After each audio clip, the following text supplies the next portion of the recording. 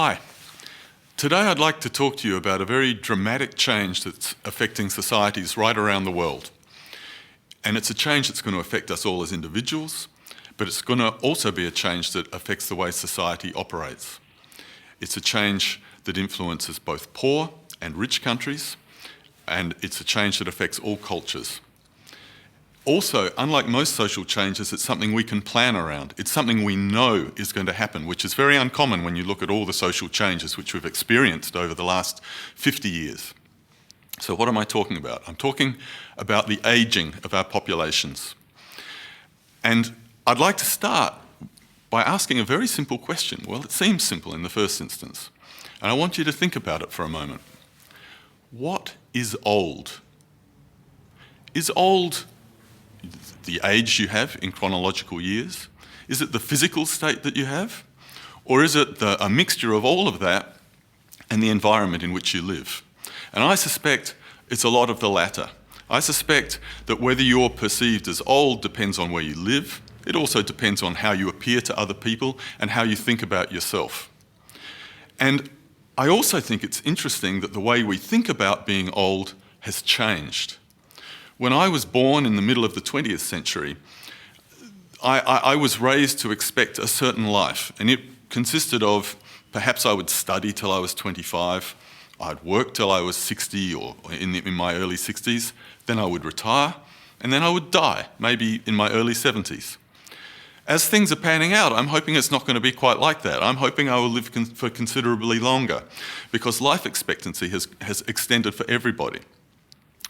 And that makes me think, is that very rigid system of stages, does it actually fit with the way I want to live my life? And I'm not alone. In the United States recently, they did a survey of people approaching traditional retirement ages, and they asked them, did they want to retire? And less than 20% said yes. Most of them wanted to stay engaged in the workforce, but they didn't necessarily want to keep working the way they always had. They wanted flexible, more innovative opportunities. They wanted perhaps to set up a small business or to work part-time.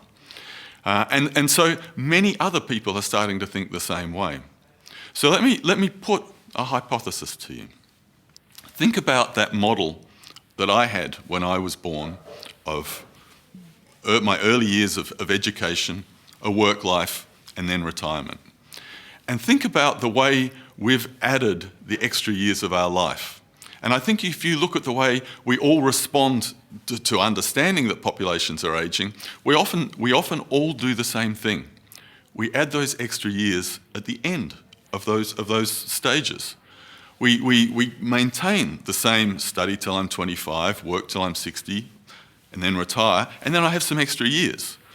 But is that where I would want to put those years? Frankly, no.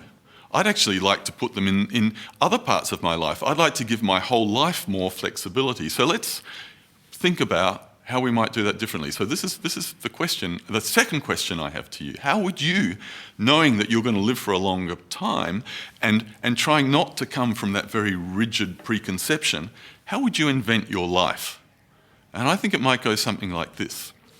Sure, when you're young, you need to have education. But education shouldn't stop. Why shouldn't a 75-year-old still be learning about the things they're interested in or things that might help make them more relevant to the people they connect with? Also, why would we think that work is such a rigid block? I actually, perhaps, and my own life is a bit strange compared to most people's. I've had a number of different careers, and I've moved different places in the world.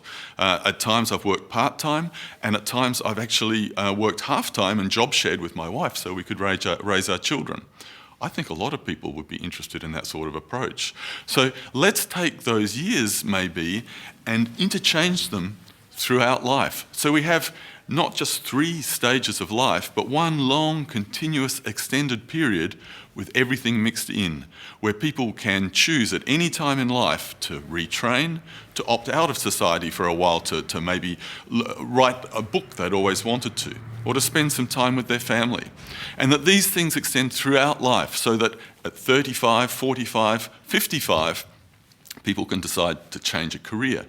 People can decide to do something totally different with their lives. Now, of course, we need to make sure that people have financial security and all the other things which we expect to be able to live a safe and enjoyable life. We have to make sure that happens. And we also have to cater for people who have more opportunities to take advantage of those flexibilities than others. But if instead of thinking about those rigid stages and trying to create a world to meet that life, if instead we think about this more flexible continuum and think about the sort of world we might want that would allow that to happen, perhaps we'll start asking different questions about some of the common things we look at. Perhaps we'll start designing the cities we live in different ways. And so I'd like to leave you with those two questions. I'll come back to the first, what is old?